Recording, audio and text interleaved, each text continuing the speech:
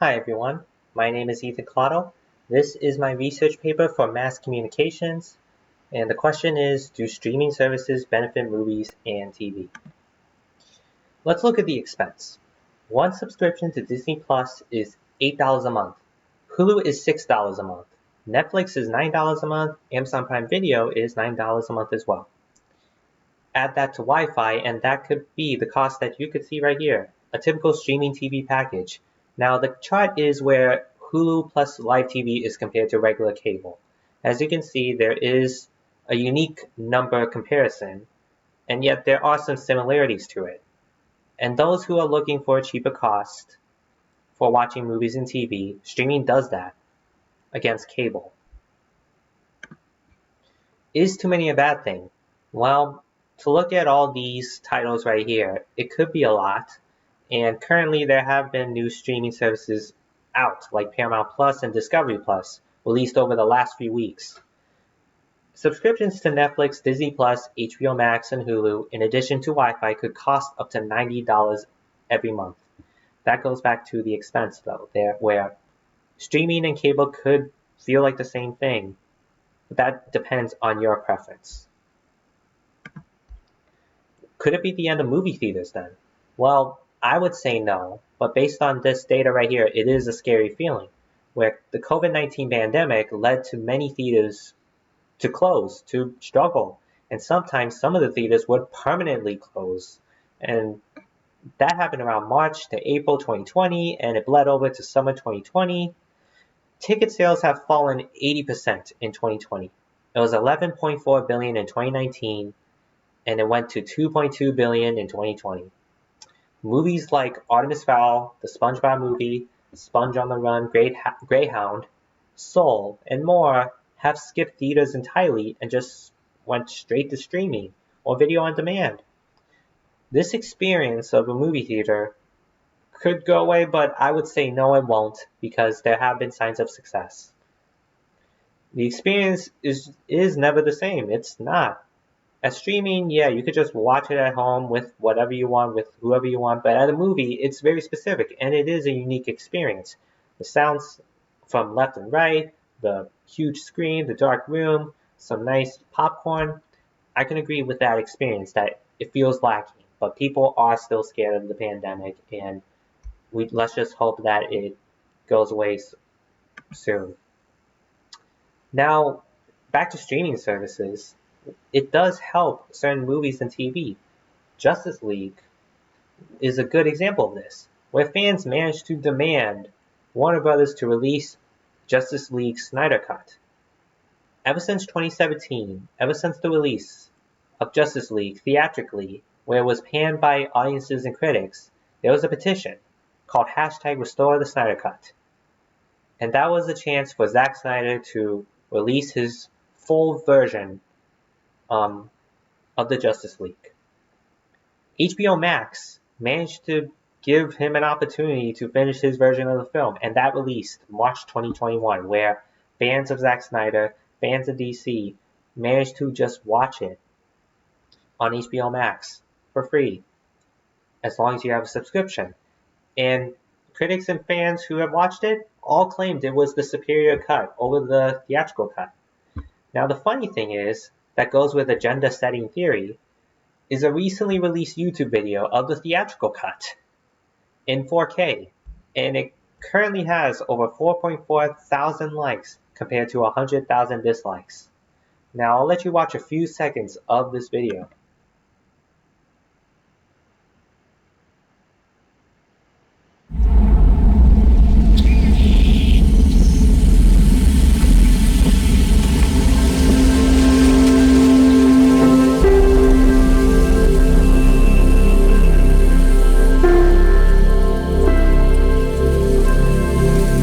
Take that as a yes. What? The ring.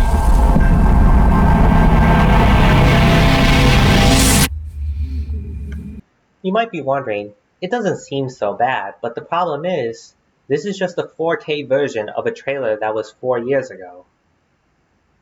And this makes an agenda so much stronger right here, where you just release a version that people really don't like right here. Just promote this rather than something that was widely praised last month and still bleeding over to right now. A new petition, a new petition has started called hashtag Restore the Snyderverse, a chance for Zack Snyder to continue making movies on the Justice League.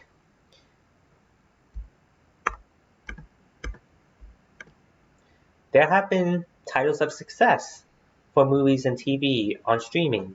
The Mandalorian from Star Wars is a good example of this.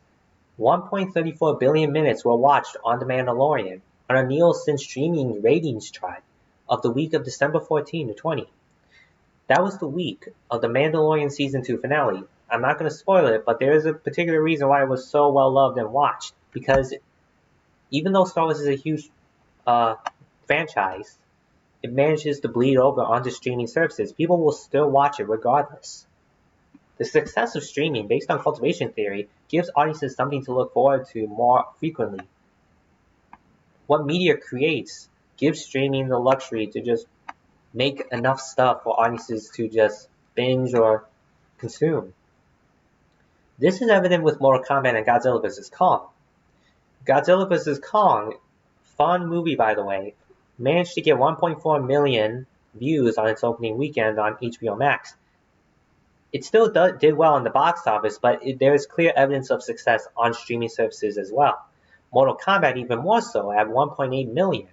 It is a lukewarm action movie based on a video game, but it's in good hands where we could possibly get a sequel thanks to the success it got on HBO Max and on box office. But here we're just showcasing how streaming is able to help these movies and TVs thrive outside of their regular platforms, their regular formulas. Based on a quote right here, but even as vaccines have gone out and theaters are slowly reopening, the streaming platform continues to be lucrative and an interesting way to analyze audience interest in major tentpoles. Now, this seems evident in new and old content that have gained success, again, through streaming. 2005's Nickelodeon series Avatar: The Last Airbender earned a resurgence on Netflix when it was released in May 2020, and it was number one for several weeks. 2008's Star Wars The Clone Wars, another Star Wars title, made a 12-episode, and it was the final season, a season 7, that exclusively went onto Disney Plus around February 2020. And this was the case of also just a cultivation theory and an agenda setting theory hand in hand about how Star Wars keeps making this unique content, and there's a set agenda setting where Star Wars The Clone Wars was canceled in 2013, and yet in 2018, thanks to the fans' demand and agenda to just help finish the Clone Wars, it came true, where Star Wars The Clone Wars managed to complete its series by 2020 with that February release. Movies and shows managed to gain new life on all these streaming services. Now for the subscribers, Disney Plus earned 95 million subscribers by fourth quarter of 2020. That was the number it reached in just 1 year. Netflix started streaming in 2007, and it earned over 200 million subscribers by 2020's fourth quarter.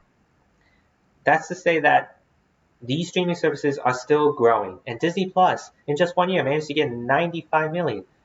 Who knows what it could be next year with new releases like Falcon and the Winter Soldier, WandaVision, The Bad Batch, thanks to Star Wars, Loki. There's a good amount of releases, and it's possible that Disney Plus could beat that. In conclusion, streaming benefits movies and TV thanks to the continued success it currently has. There's opportunity for films to be popular in more platforms. It gives audiences a chance to see content at cheaper costs. There's a chance for them to thrive in their normal circumstance. It is a path forward, and as someone with a BCA major, a broadcast cinema arts major, I would love to see the success in any form, including streaming. A passion is still felt for movies and streaming, and it helps continue their success. Here is a Works Cited of all the websites I managed to gather for you to check out. All the points I gathered are from these websites, so you can go ahead and check it out. And thank you guys for watching. And take care, everyone. Stay safe.